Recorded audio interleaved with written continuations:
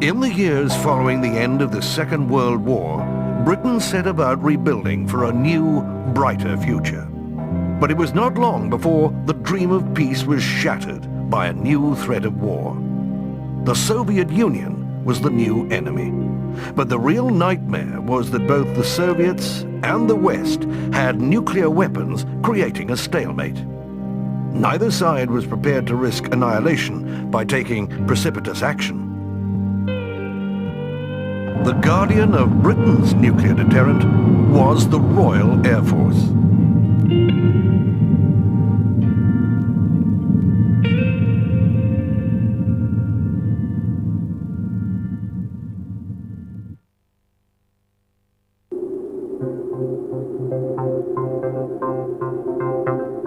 By the beginning of the 1960s, Britain's Royal Air Force was at the height of its power.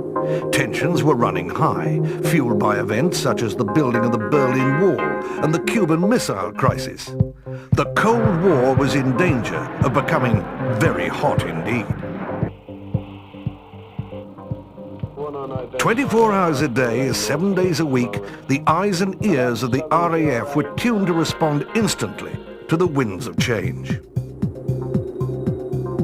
Its reach stretched halfway around the globe. Any threat could be countered at a moment's notice, using jet fighters that could fly at more than twice the speed of sound. Number 74, scramble, scramble, scramble, acknowledge. This was the era of the Quick Reaction Alert, or QRA. It was 2 minutes. You could sit in the aircraft, listening out on telebrief. That's, you communicated with the Sector Operations Centre, and they would give you a rundown of what was happening, and at some stage they'd say mission 74 or whatever it is. They'd give you a vector, a heading and a height, scramble, scramble, scramble, and at that stage your engines weren't running, and 2 minutes later you could be airborne, the QRA sheds being on the end of the runway. For the time you're on QRA, you're dressed in your flying kit, and when you're wearing an immersion suit, you know, that wearing it for a lengthy period, it becomes fairly exhausting.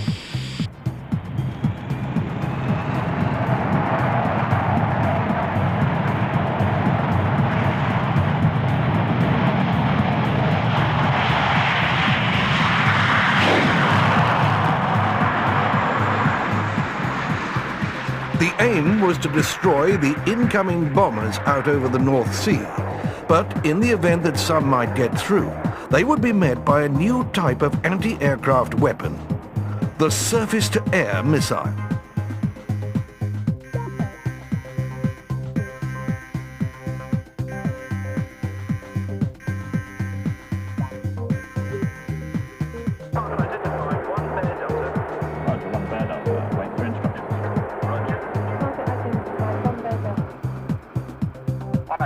The fighters were also equipped with missiles. Their greater destructive force meant that a bomber was more likely to be brought down than by gunfire. In nuclear war, there could be no room for error.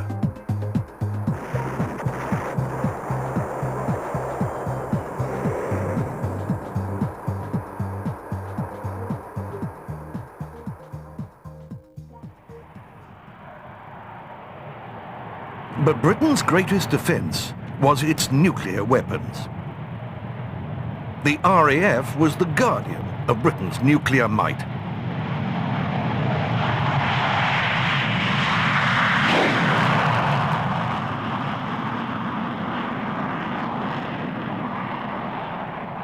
If ordered, huge jet bombers could be airborne in minutes. Flying at high altitude beyond the reach of most of the enemy's defenses, the bombers would launch missiles armed with nuclear warheads over 100 miles from the target. Although the scenario was practiced constantly, it never happened for real. It was the policy of deterrence that worked, after a fashion. But if something had gone wrong, then we now know what might have been in store for the country. The documents and reports prepared by military planners in the event of a nuclear strike were declassified in 2001. They make chilling reading. They anticipated some 12 million Britons would be killed and all major cities destroyed. The RAF's bases would be among the first to be hit in any attack. Thus, every pilot who was scrambled would have known that it was unlikely they would be able to return. It was an awesome responsibility which the RAF handled with a great deal of respect. We all knew it was possible. And I think we all felt that unless there was some ghastly mistake or accident, it would be unlikely that anybody would pick on us because of the nuclear deterrent. We hoped so anyway. Our general mindset was that there was a formidable and feisty and unstable regime in the Soviet Union, and that we would certainly have our hands full. So the Cold War, despite its detractors, was taken very seriously, and I think correctly. And yes, I think we were geared up. Not that we thought any minute the Soviet force would necessarily come, but it was certainly there. And when things like the Cuban Missile Crisis happened, you know, you certainly felt that you had to be on your toes. By the early 1960s, the RAF had, more or less, achieved its objectives set out during the last years of the Second World War of becoming an all-jet force.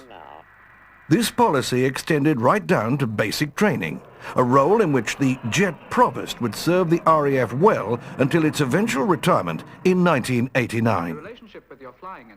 The jet provost had begun life as a private venture by hunting. At the time, pilots learned basic flying skills in the piston engine provost before they progressed to basic jet training in the de Havilland Vampire. The aim of the jet provost was to streamline this process so that new pilots could learn to fly in a jet from day one. The aircraft was immediately successful and entered full RAF service in 1955. The quality of training had also been improved due to an unacceptably high number of accidents during the RAF's early years of jet flight. I have to say that after the war, with jets coming in, there were an awful lot of flying accidents through a rather casual approach to conversion to new types of aircraft.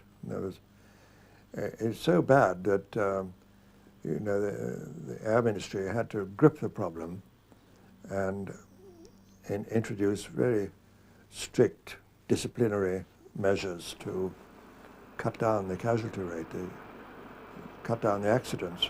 And training was very much improved, very much more thorough. And oh yes, it was quite remarkable the difference between the early post-war learning to fly a new type of airplane.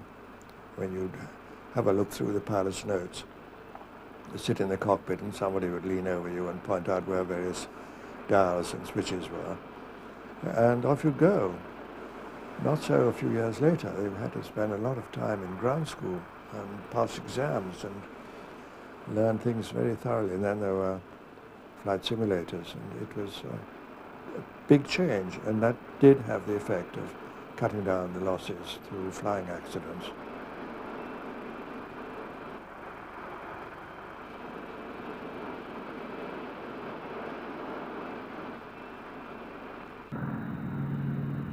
For those destined for a career in fighters, the next step was more advanced training, including the use of weapons. The Hawker Hunter, which had entered frontline service in 1954, had, by the early 60s, replaced the de Havilland Vampire T-11 in the advanced trainer role.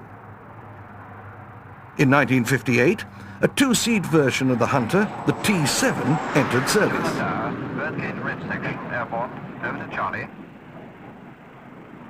Like other versions of this legendary aircraft, it could go supersonic in a shallow dive, powered by two Rolls-Royce Avon turbojets.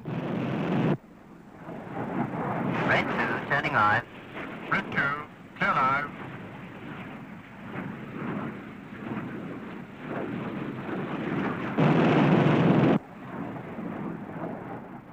Like the Vampire it replaced, the Hunter T7 was a side-by-side layout, as this was regarded as a better arrangement, not least because the student could see his instructor's facial expressions. Now reverse the bank and start resting forward to keep the sight stable as we're turning in.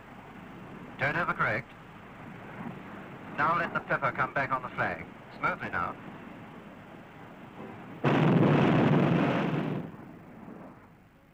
During the Hunter's service, its power and armament were continuously upgraded, so that in time it came to be highly regarded in all its roles, including air combat, photo reconnaissance and ground attack.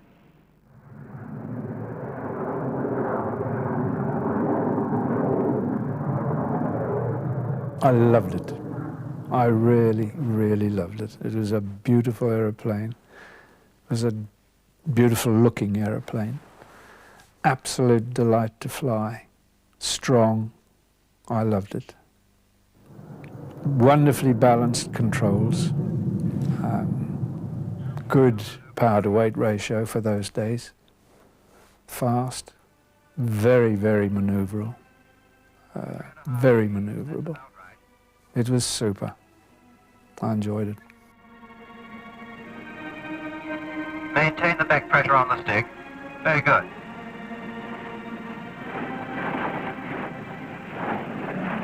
I loved it. I don't think there are many people who didn't love the Hunter. I enjoyed it very much. It was a lovely airplane to fly, great fun to fly, and I went to Germany, of course, a lot of the squadrons, in the Hunter squadrons in the UK, were day fighter. We did day fighter ground attack in Germany, so we had a complete cross section of the role, if you like, high level work, low level work, ground attack work, and strafing, dropping bombs, and it was just good fun. And of course, the environment in those days, lots of freedom, lots of flying, big squadrons.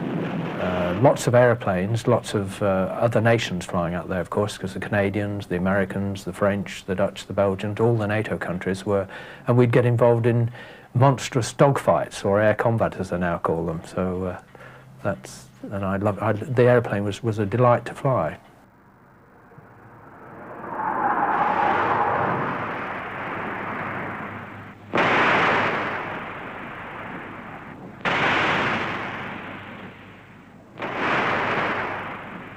Trials were completed with the Hunter jet trainer performing a low-level napalm bomb strike. As the aircraft can carry any of the external stores fitted to the Hunter single-seater, it has, all in all, a tremendous destructive potential as a close support aircraft.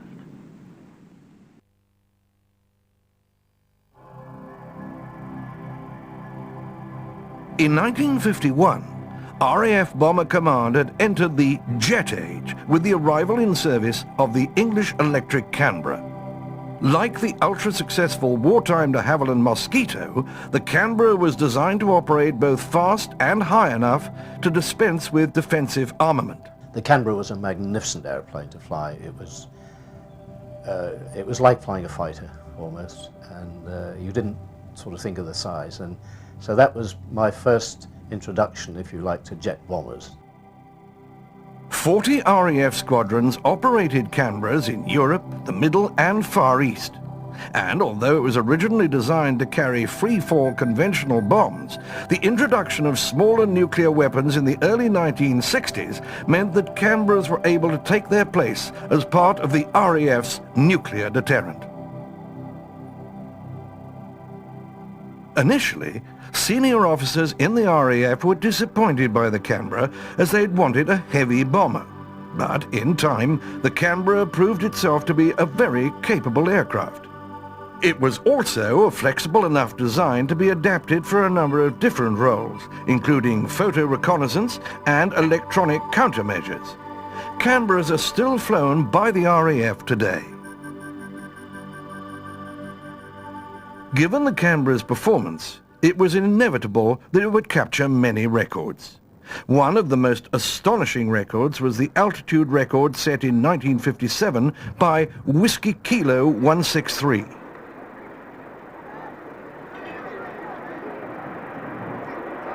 At a time when high-flying bombers was seen as the way forward, WK-163 set a world record of 70,000 feet. It was specially fitted with Armstrong-Siddeley Sapphire engines, but it was given additional help by a Napier double Scorpion rocket engine mounted in the bomb bay. This same rocket was also being used in trials in what was to become another great English electric design, the Lightning. Today, WK-163 is still flying, albeit in private hands. Its almost fighter-like performance still never ceases to amaze, especially when one considers that this aircraft was first conceived in 1944.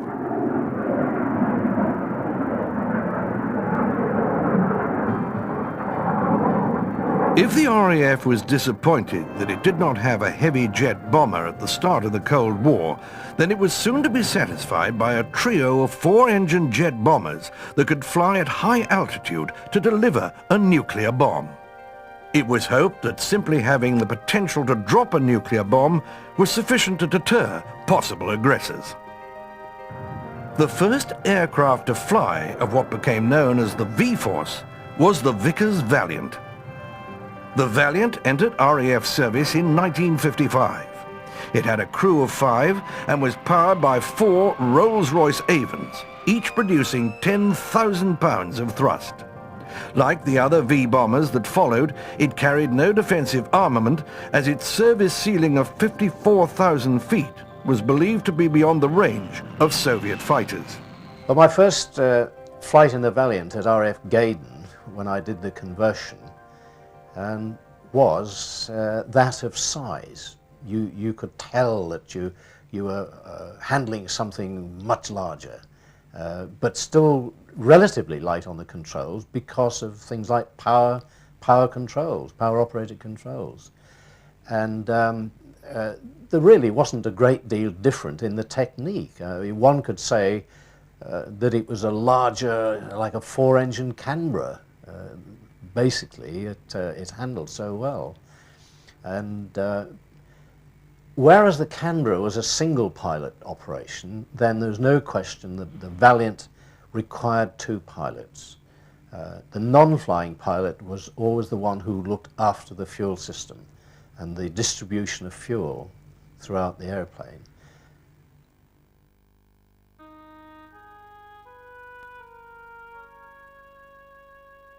Although a relatively conventional design, it at least provided the RAF with an aircraft capable of delivering a nuclear weapon.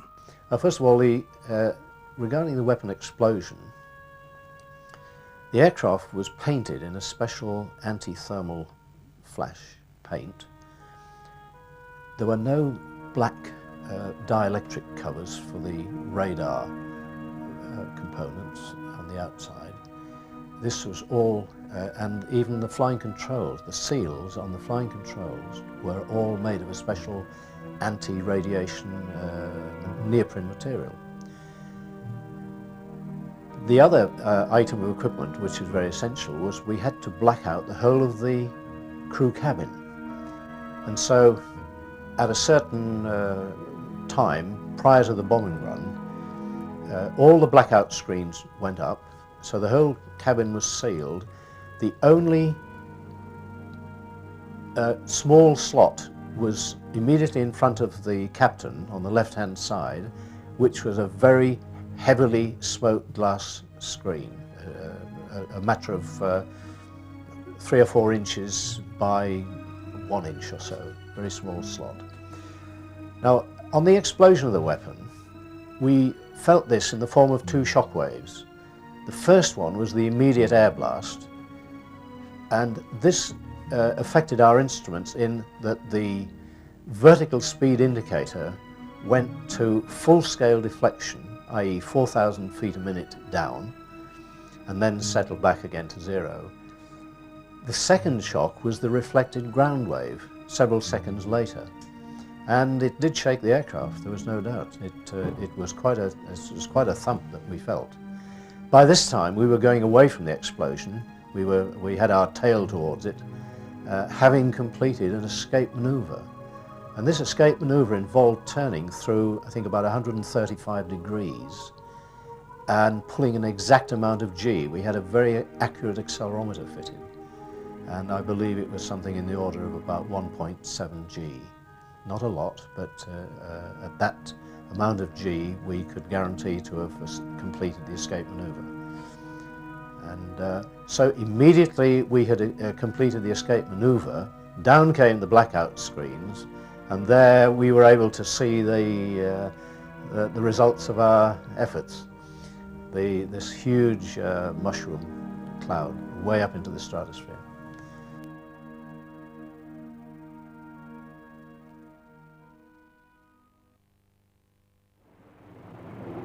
The Handley Page Victor first flew on Christmas Eve 1952, but it was not until 1958 that it entered RAF operational service as the B-1.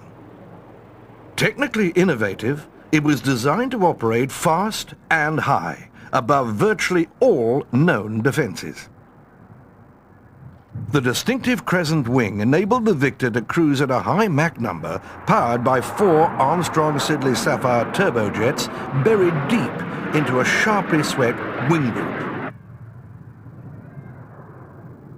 But by the time the Victor entered service, it had been overtaken by fighters and missiles capable of interception at its operational altitudes. As a result, more sophisticated electronic countermeasures were housed in the rear fuselage.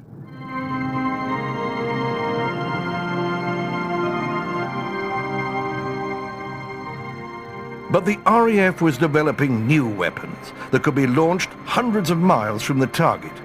A more powerful version of the Victor, designated the B-2, began development in 1958.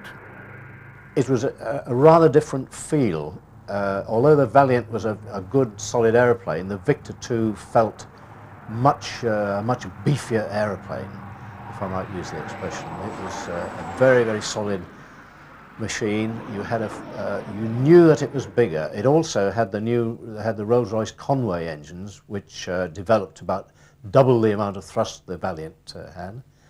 And of course, the other thing was that it was designed to operate in the mid-50s, was the Victor II, and for that reason we all had to go and do this pressure breathing course and be issued with all these G-suits and pressure jerkins, and to be able to, in case of explosive decompression in the 50s, 50 to thousands of feet.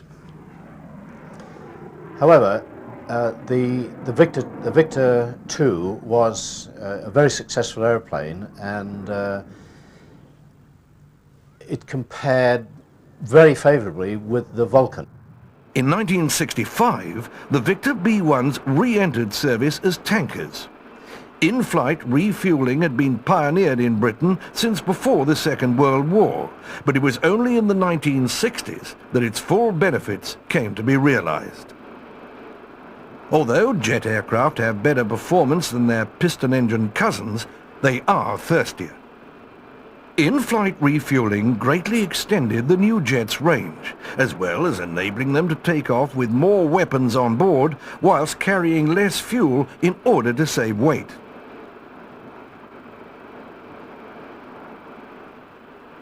The Victors would remain in their tanker role until after the Gulf War in 1991.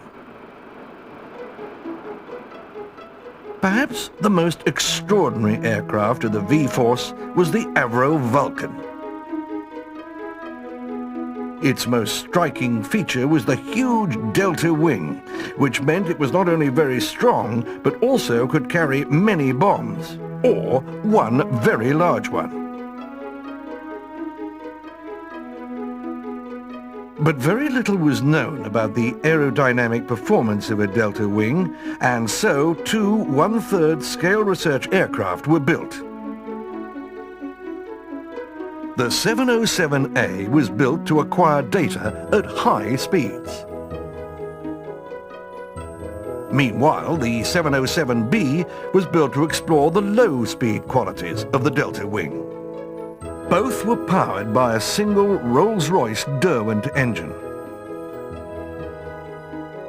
But Avro was so confident that the Delta wing concept was sound that work began building a full-size aircraft even before the 707 research program had been completed. It was an enormous risk because almost every aspect of the aircraft was based on new technologies.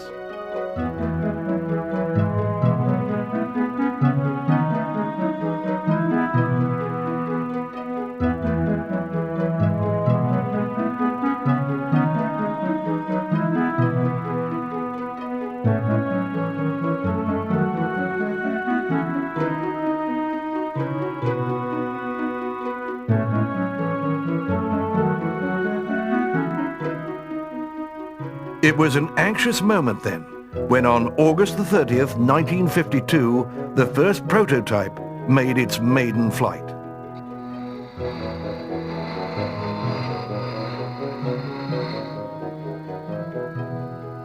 Woodford Tower 698, read.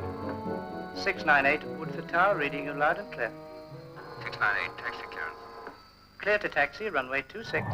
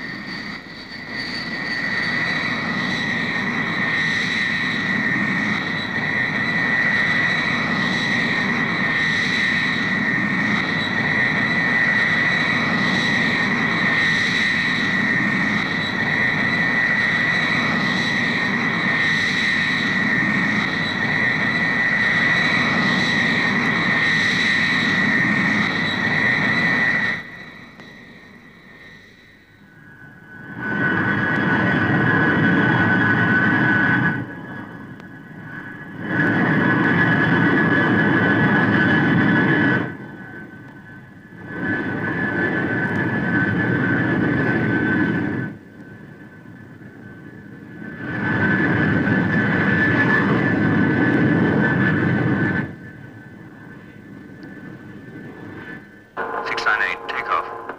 698, Woodford Tower, cleared for takeoff.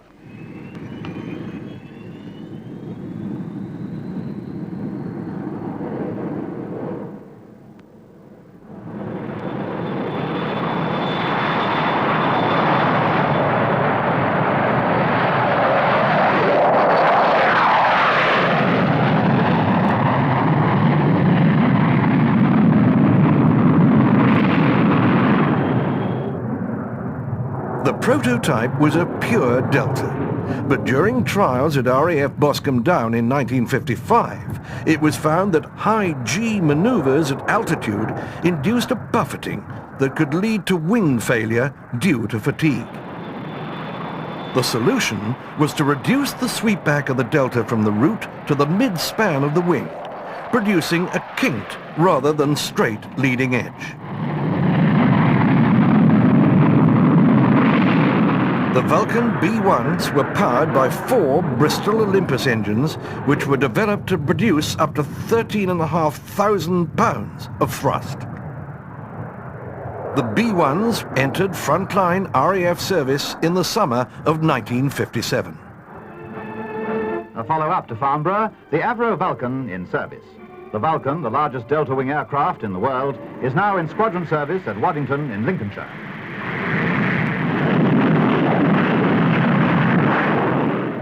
popularly known as the Flying Triangle, it's the fastest operational bomber in the world. And it has a greater hitting power than the total bomb load of all 7,360 Lancasters produced during the war. Fantastic thought, isn't it?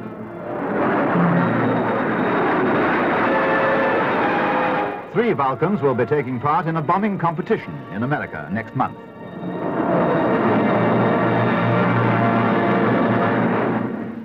I think quite early on in my Vulcan time, realizing the extraordinary sensitivity of this enormous aircraft, the extraordinary ease with which one could maneuver it, and the genius, and it was no less, that had gone into designing this flying machine.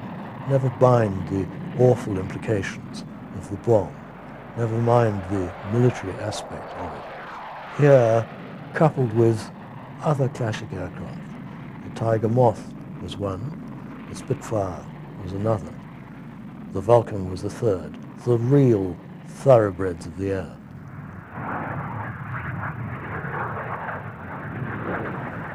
I think really, as far as the Vulcan is concerned, there's an element of mystique. It did require a different flying technique. There was a definite handling technique with the Vulcan, and one could get into some kind of trouble, but nevertheless, once you really had mastered it, it really was a thrilling aircraft to fly. It looked good, it looked right, and it was strong, it was solid. Just as by mention, the Vulcan had 3 main spars, so very, very strong airframe. It was almost it was just subsonic, really. The limiting speed of a Vulcan was 0.93 of the speed of sound. And I know people have had them slightly higher than that. The V-Force was now complete, and confidence sky high. The RAF was eager to show the flag around the world. In the United States, 2 teams of Vulcans and Valiants arrived to take part in the U.S. Air Force Strategic Air Command bombing, navigation, and reconnaissance competition. The operation was codenamed Longshot, which proved apt, as the Vulcan crews were soundly beaten. A salutary lesson. Elsewhere in the world, the Vulcans also made regular visits to Akrotiri in Cyprus. This proved a worthwhile policy when in 1961 the ruler of Iraq, Abdul Karim Qasem, threatened to invade Kuwait. As Britain had only just signed a defense agreement with Kuwait, British forces were duly sent out to the Gulf. Vulcans moved to Akrotiri in support. It was enough, and the Iraqis backed down, proving the effectiveness of prompt and determined action.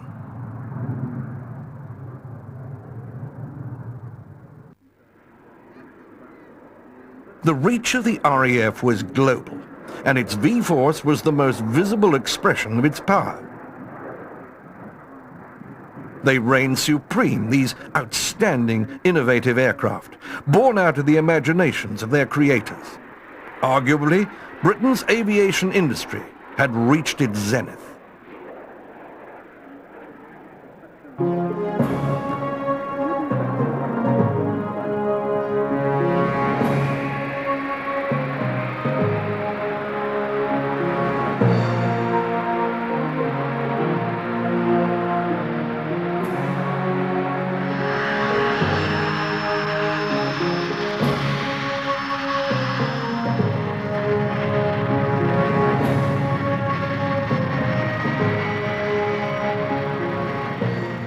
They were always enormously impressed, and of course, as well as being beautiful to look at, it was hugely noisy.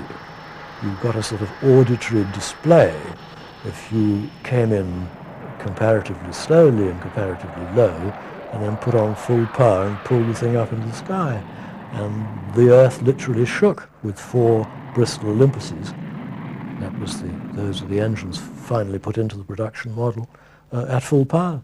An RAF Vulcan, making a low-level run over the field, had an extra unrehearsed thrill in store for spectators.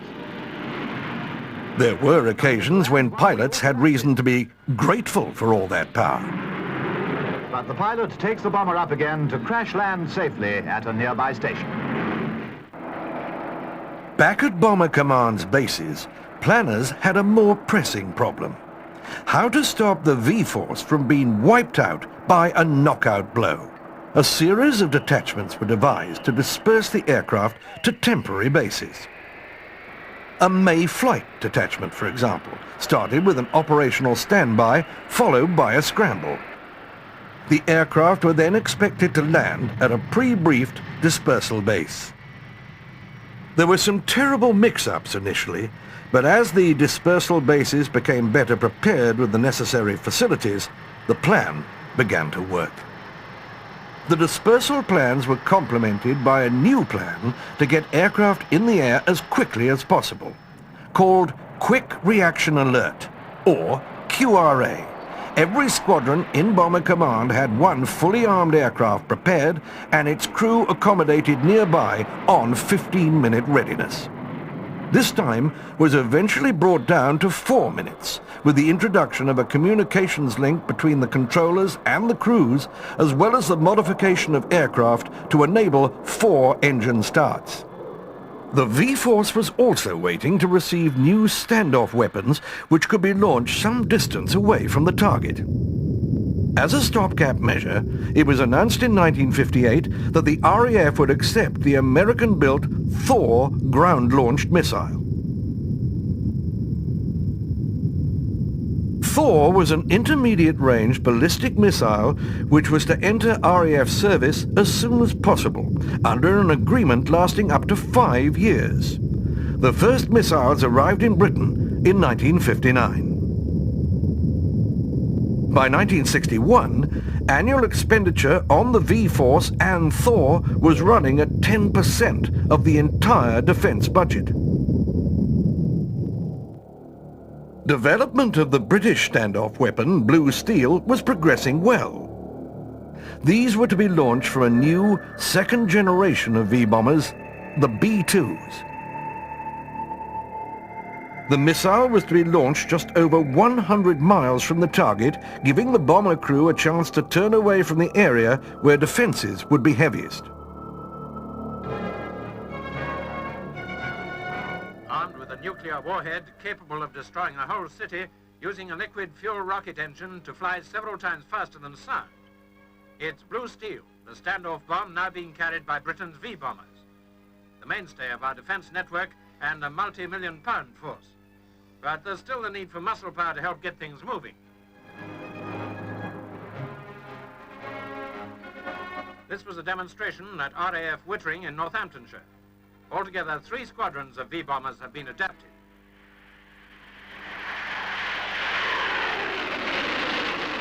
Mr. Hugh Fraser, Secretary of State for Air, has described Bomber Command as the keystone in Britain's defence.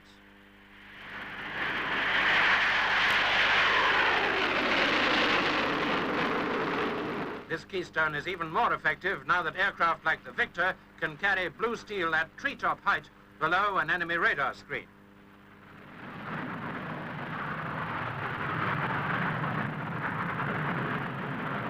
Some 300 to 500 miles from the target, the missile can be released to make its own way to the objective. The automatic navigation system can't be jammed by any known enemy countermeasure. Nothing new about the low-flying approach, but its application to a nuclear missile system is as up-to-date as tomorrow. Blue Steel was to be replaced by a missile with an even greater range. Skybolt. Officially, it is designated as GAM-87A. This nuclear-tipped missile has also been given a less formal name, Skybolt. Skybolt was an American project which would have enabled the missile to be launched 1,000 miles from the target. Bomber Command planned to have 72 Vulcan B-2s modified to each carry 2 Skybolts. With such firepower at its disposal, the RAF began cutting back on its aircraft strength, including the cancellation of some Victor B-2s. But the Skybolt program was a failure, and in December 1962, it was cancelled. The decision was a terrible blow for Bomber Command.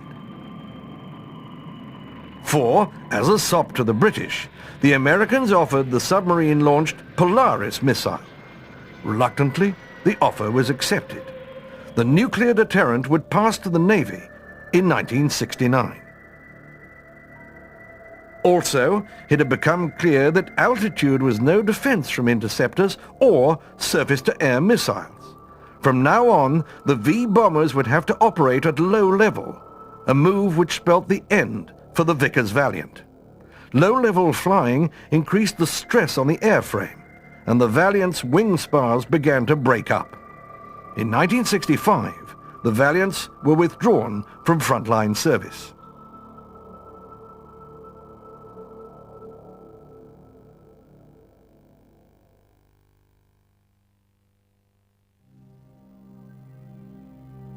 In July 1960, the English Electric Lightning F1 entered frontline service with 74 Squadron based at Coltishall in Norfolk.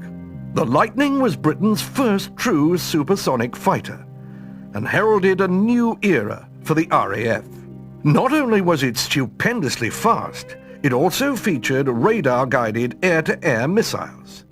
Soviet bombers flying at high altitude had to be blown out of the sky long before they could reach their targets. Everything about the Lightning was new. The weapons, its radar, even the aerodynamics. For example, it was the first British aircraft to feature a flying tail in which the entire surface moves mounted low on the fuselage. It's a feature that's now commonplace on today's fighters, but which had caused great controversy during the Lightning's development in the 1950s. For the pilots, the Lightning represented a new challenge in that they would have to fly and operate the radar and weapon system on their own. To go from subsonic to an aeroplane that was capable of Mach 2 in level flight was quite a jump, quite a jump. And of course the introduction of a weapon system that was so more complex and effective than we'd had in the past was a big jump. The conversion was fairly straightforward. We didn't have two-seaters in those days, and you were taught about the systems during lectures and things like that. And then you had 10 hours on the Lightning simulator, which was a reproduction of the Lightning cockpit. So by the time you got into the air, you knew what to expect from all the instruments. And towards the end, or on your last sortie in the simulator, basically you had to try and get the aeroplane into the air because they kept giving you emergencies on the ground. And when you got into the air, you then had to try and get it back. So by the time you'd finished the simulator side of things, you really felt you could handle those sort of things. Then when you came to fly the aeroplane, that was a totally different experience. I mean, the power was just unbelievable.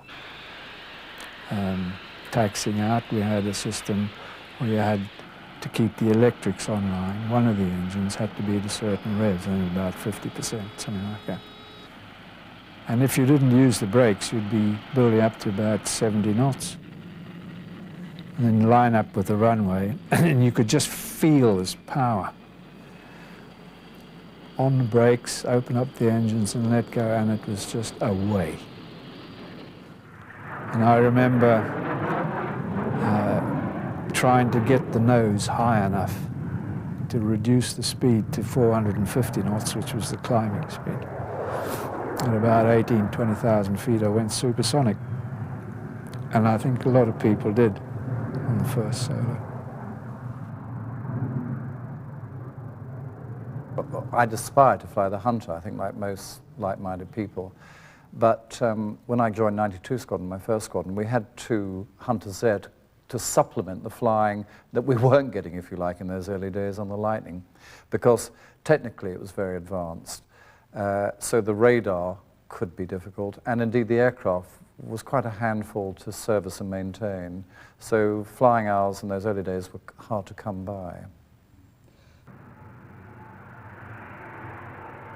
The Lightning was a very good dogfighter. It had the power. It had the ability to turn very, very sharply. It could accelerate. It really was, I thought, a good dogfighter, yeah. Lightnings were taking part in exercise Matador, in which Fighter Command's role was being tested.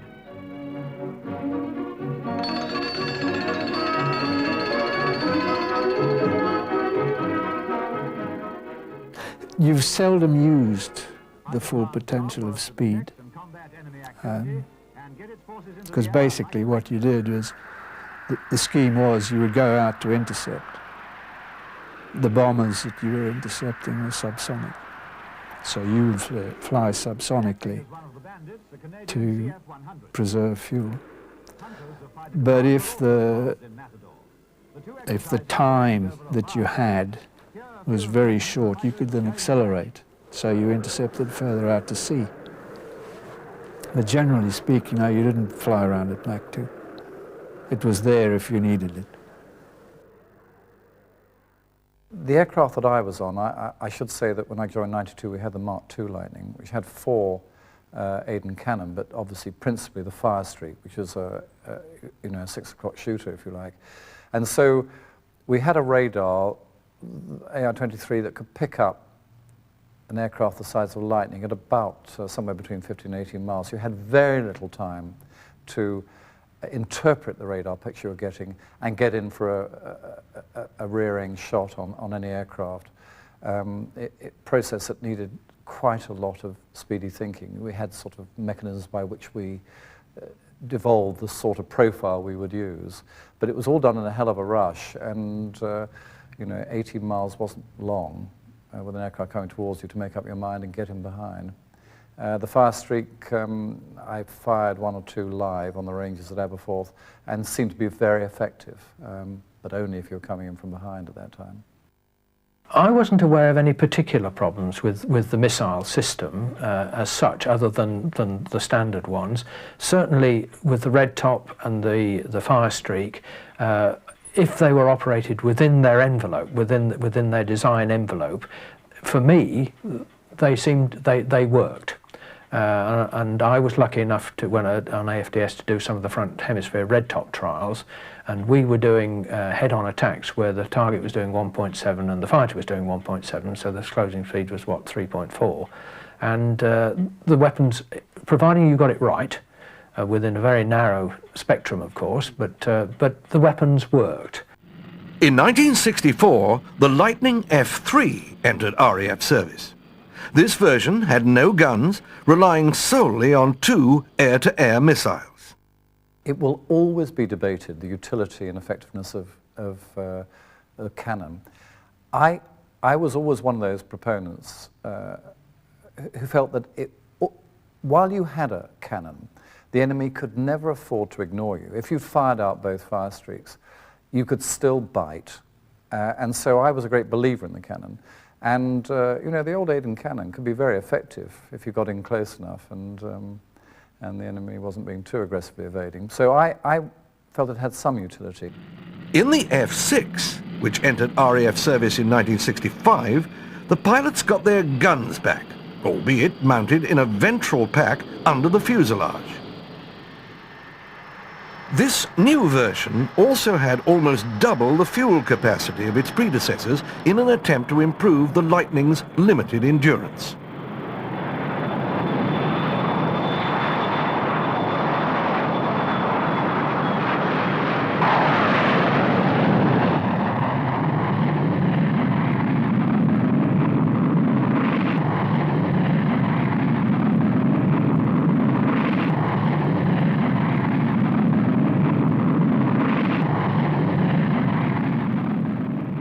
Always conscious of it. I mean, I don't think any Lightning pilot ever took his eyes off the fuel gauge. I mean, you could literally see it moving.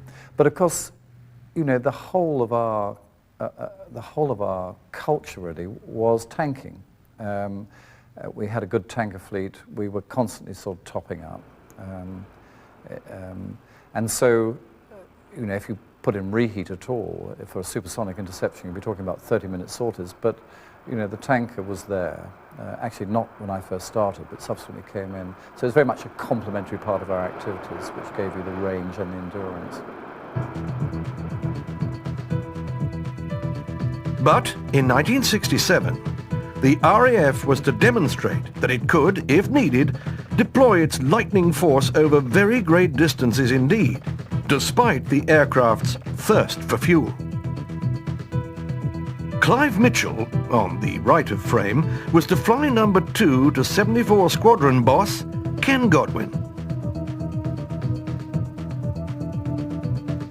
The purpose of exercise hydraulic, that was the move of 74 Squadron, lock, stock and barrel, that's the 13 aircraft, plus pilots, engineers, families.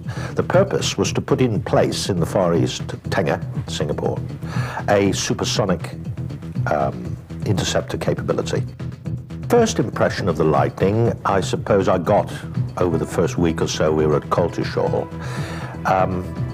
It was a big aircraft for a fighter. It was tall.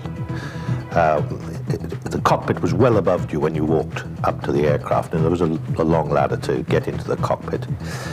That was the sort of visual impression I had. As far as the cockpit, it was cramped. It was a small cockpit. Indeed, the whole aircraft was very dense. They packed a lot of fuel pipes, hydraulic pipes, electrical bits and pieces into the airframe. And the other overall impression, I suppose, was that actually operating the aircraft, the weapon systems and so forth, was a task, quite a task.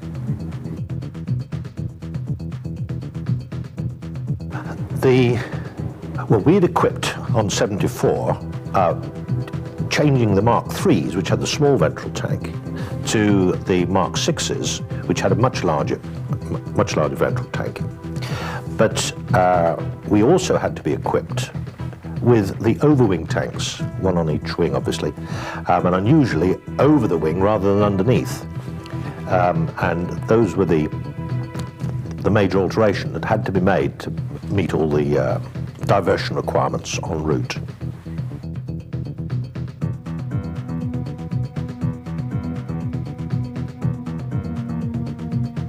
In 1967, in-flight refueling was still a relatively new skill to the pilots of the RAF.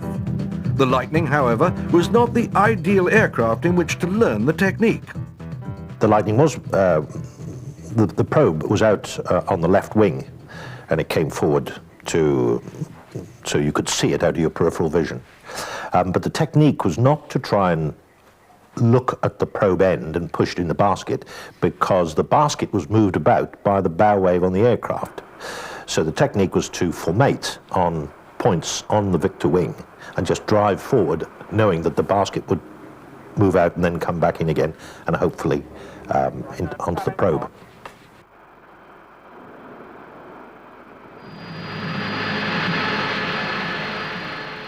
Throughout the 1960s and 70s, life in the frontline squadrons revolved around the need to maintain its QRA readiness.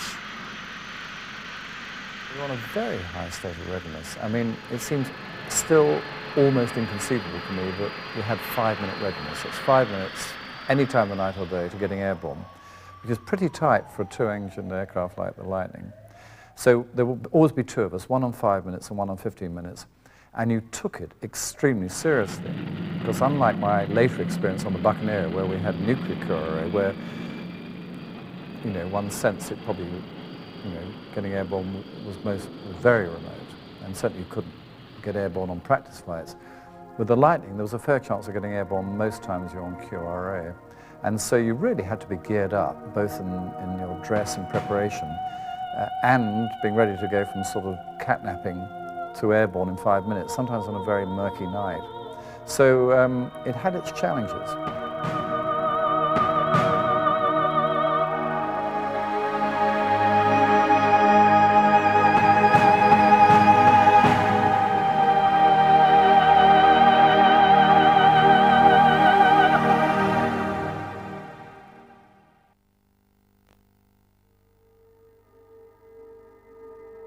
In 1954, the Volcan Midge made its first flight.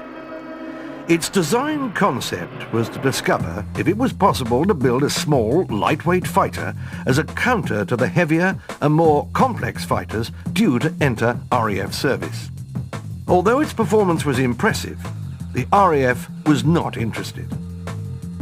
It did, however, show interest in a version developed as a two-seat trainer in 1956. As the Gnat, it became the RAF's jet trainer intended to follow the jet Provost as part of the RAF's all-jet training program. But it's probably best known as the first mount of the Red Arrow's aerobatics team formed in 1964.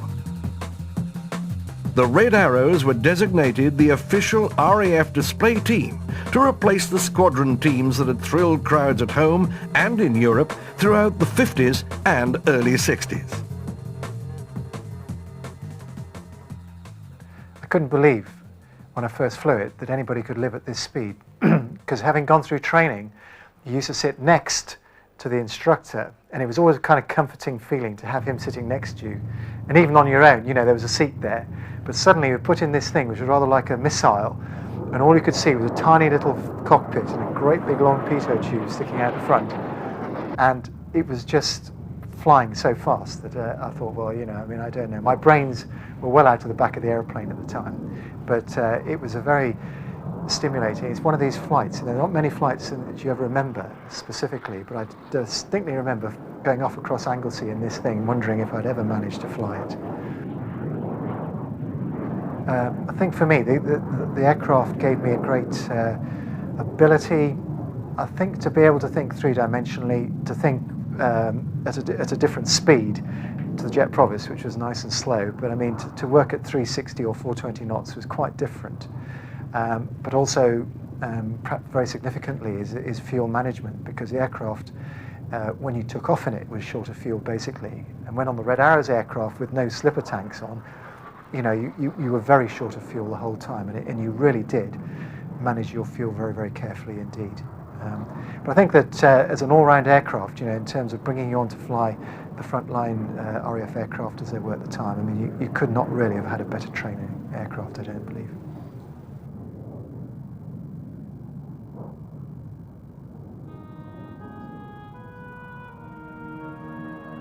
The mid-1960s was a time of mounting uncertainty for the RAF.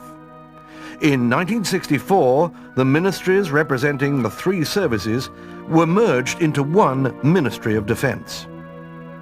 The loss of the Valiants had been a blow, but in 1965 came the shattering news that the aircraft intended to replace the Canberra in the reconnaissance and strike role was to be cancelled.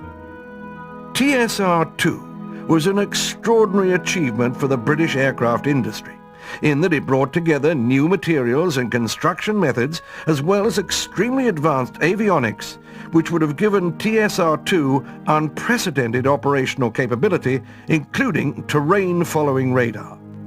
But it was also very expensive, and costs seemed to be spiralling out of control. As with any major defence project, there was a strong political dimension with its protagonists and antagonists. Ultimately, the antagonists won the day. Today, we can only look back with the benefit of hindsight and wonder what might have been.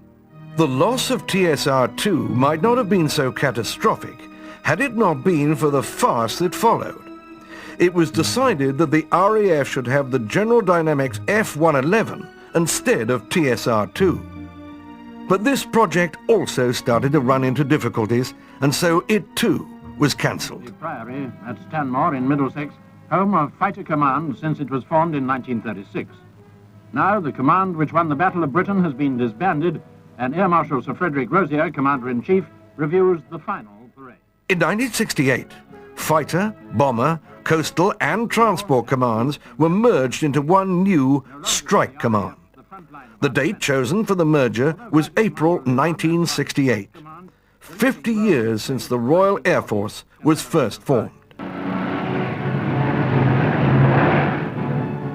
Bomber Command will also become part of the new strike. If the RAF had begun the 1960s as the most powerful it had ever been, then it ended the decade almost at its weakest. Just 1,902 aircraft could seriously be considered capable of frontline service. Although the new command was called Strike Command, it had no new aircraft with which to fulfill that role. Traditions must give way to a new concept. Strike Command is the logical, realistic answer.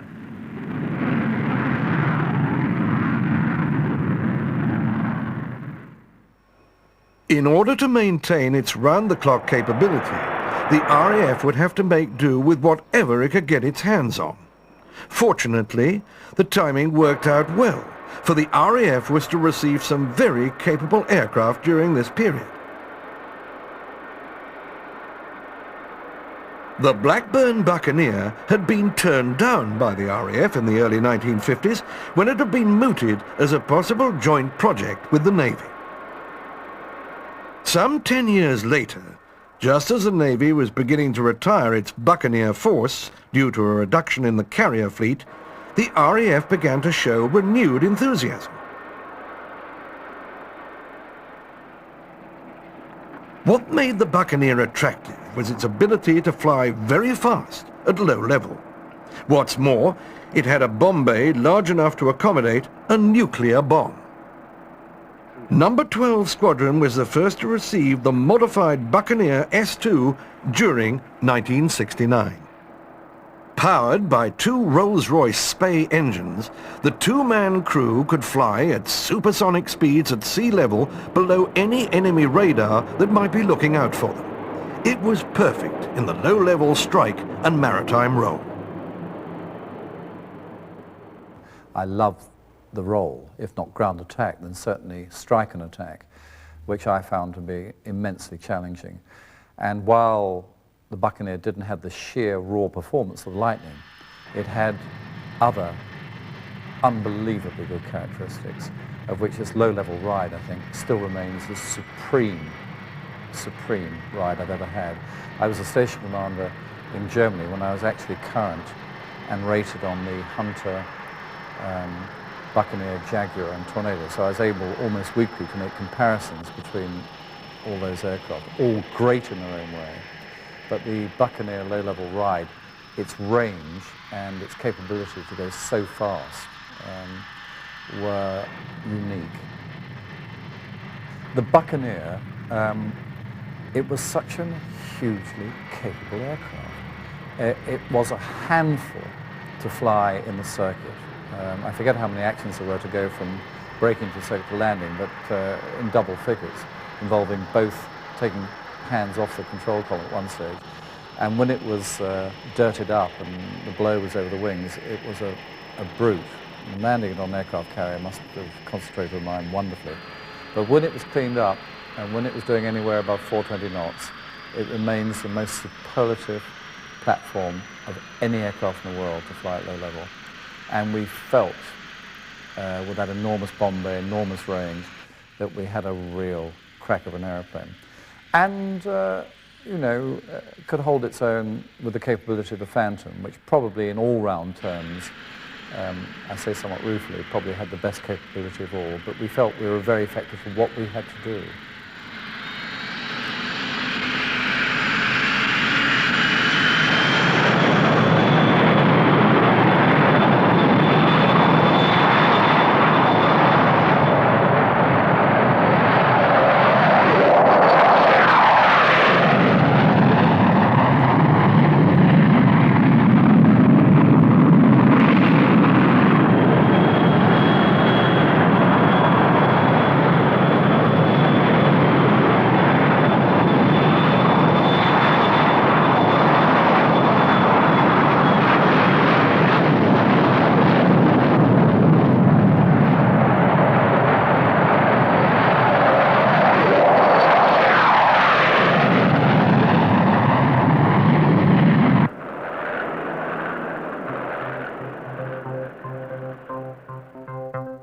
In 1969, another aircraft, also intended for naval use, entered RAF service with number 6 Squadron, the McDonnell Douglas Phantom.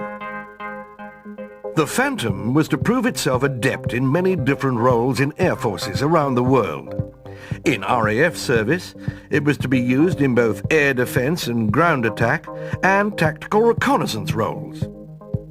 Its entry into service, however, was fraught with difficulty, as it was felt to be politically expedient to have the Phantom equipped with British engines. The Rolls-Royce Spays were more bulky and heavier than the General Electric units that had been designed to accommodate. Inevitably, cost began to mount as the British and their American counterparts struggled to make the package work. In fact, the extra weight cancelled out any power advantage, but after the TSR-2 and F-111 fiascos, the government of the day had to be seen to be supporting what was left of Britain's aircraft industry. Eventually, the Phantom was able to take its place in the RAF's front line. Lucas Alert Mission Sign 6. To Vector 020, make flight level 250 for X-ray and Juliet 060, make our position cap 5. To call Vulcan, fighter stud 65, back up 29er. Scramble, scramble, scramble, acknowledge. You're right.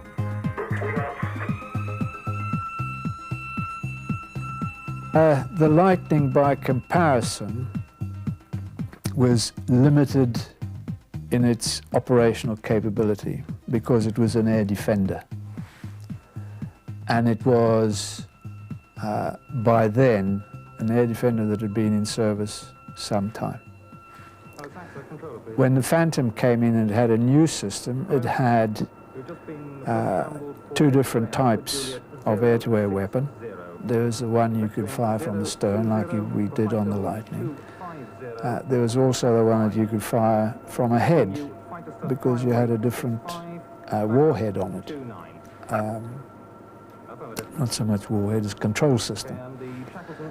The radar could look high and around, but it also could look down because it had a different technology in it. So, whereas in the Lightning, if you looked down, you saw the returns from the sea or the land. In the Phantom, you could see the airplane you were looking for. Much longer range, much longer range. You could do mapping on the Phantom radar.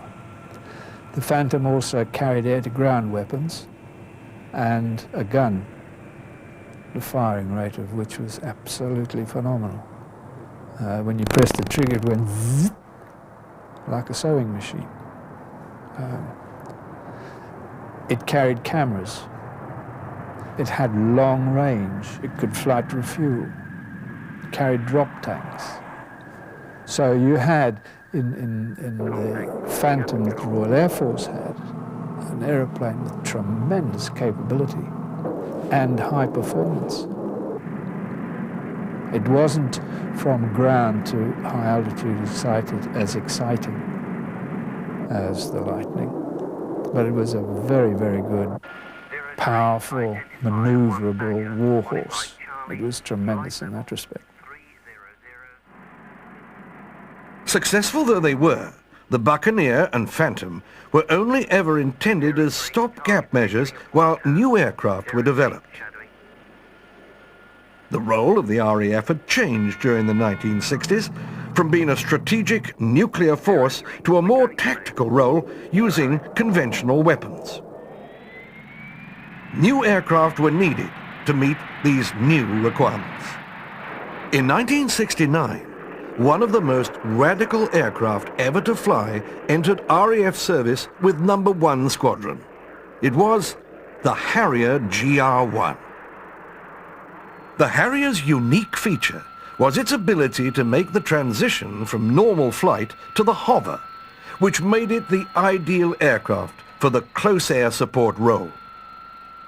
This extraordinary aircraft had begun life in 1957 as a private venture to build a tactical aircraft around the new Bristol Pegasus engine.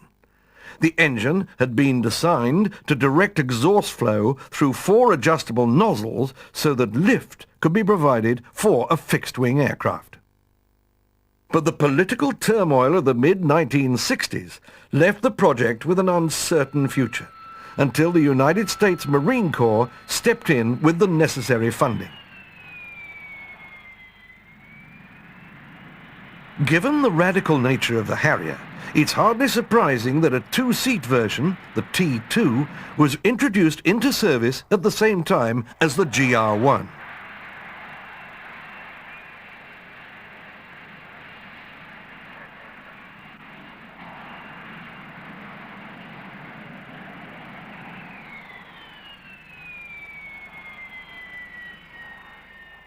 But the GR1 was a very simple aeroplane. It just had a huge, great compass, I remember, and a big artificial horizon. Very light. Obviously, it had to be because the engine at the time wasn't producing that much thrust. But as it went on, the power over weight ratio remained pretty much the same because the more they put on the aeroplane, the engine got a little bit more powerful, and you're always struggling for performance in the aircraft.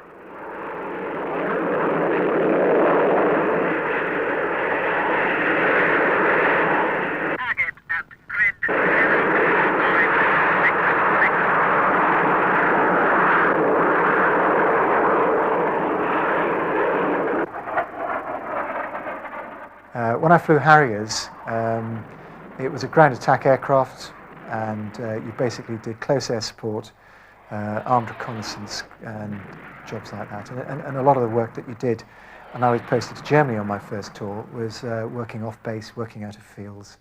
And from that point of view, you really had to, have a pretty sort of broad-minded view to aviation. I think that the training up until then, prepared you extremely well for what was in store.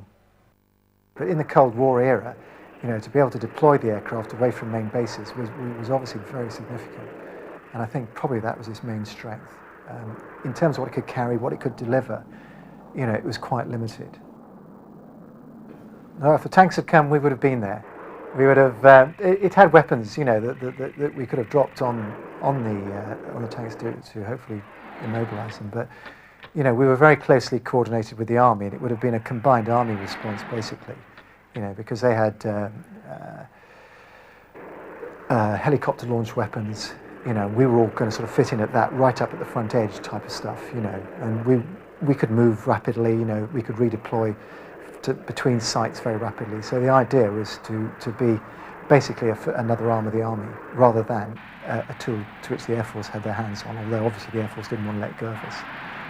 But the Army really had control.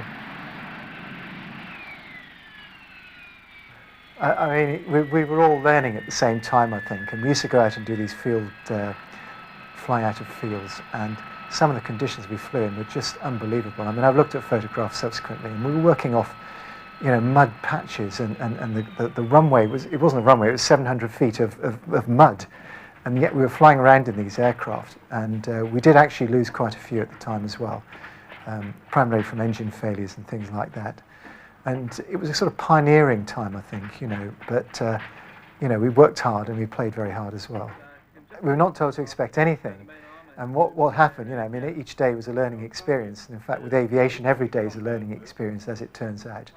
But the learning curve was extremely steep. And that was for all of us, and not just me as the bottom end of the pile, but for the squadron commanders and the flight commanders who themselves had probably a little more time on the Harrier than I did. They were learning extremely fast. And how they did it, I don't know. But we were all pretty rugged in those days. It was nothing refined. And when I went back to the Harrier on 2 subsequent occasions, the way we did our business was refined enormously, as was the aircraft, of course. So all in all, I think we improved significantly over the time. I hope so.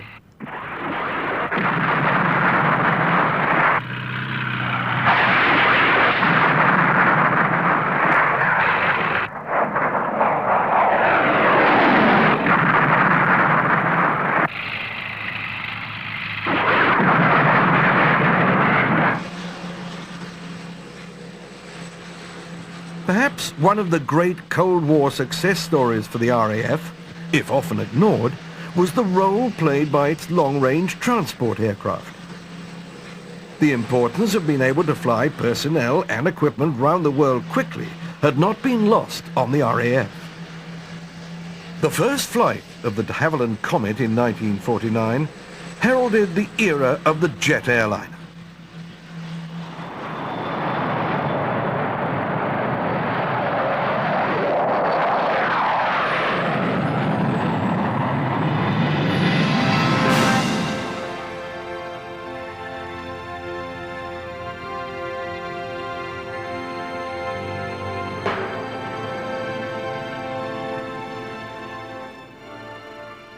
In 1956, number 216 Squadron became the world's first military operator of a jet airliner when it took delivery of its first Comet II. Powered by 4 Rolls-Royce Avon engines, the Comet could cruise at 40,000 feet in clear skies, well above the piston-engined airliners below. But disaster struck when several Mark I's crashed due to failure of the pressurized cabin, leading to the grounding of the fleet.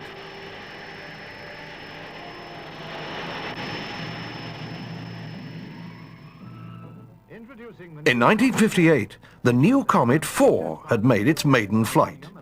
It had been extended and strengthened so that it could fly even greater distances. Twice as powerful as the first Comet, there lies an unprecedented degree of proving operations. It's believed that this magnificent new aircraft will fully justify the company's faith in the concept of the Comet. But the accidents had delayed the Comet IV's entry into RAF service until 1962, where they continued to fly until 1975.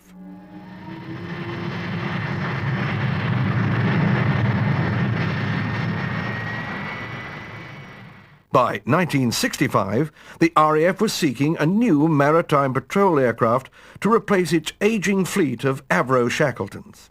The government decided to see if this requirement could be met by adapting the basic airframe of the Comet IV.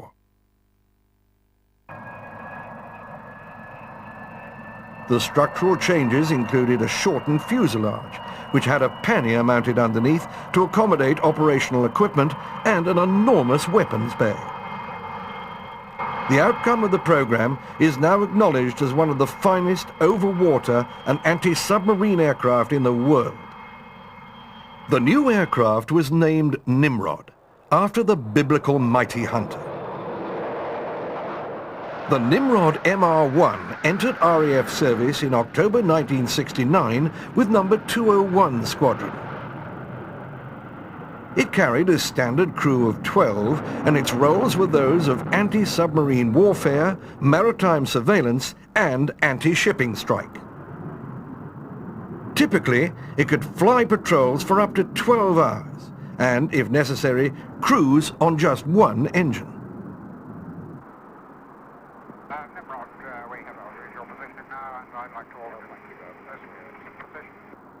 Since its introduction, Nimrod has been constantly updated, so that today it continues to patrol far out over the sea. The Royal Air Force had begun the 1960s with high expectations. But the middle years of the decade were marked by morale-sapping indecision as to the service's future role. The Cold War was far from over, but by the end of the decade, there was a new sense of purpose, and new aircraft types to help the RAF take its rightful place in Britain's defence. The RAF may have had fewer aircraft than at any time in its past, but this was more than compensated for in terms of quality and efficiency. First British supersonic fighter, the Lightning. 50 years of service flying at this Jubilee show.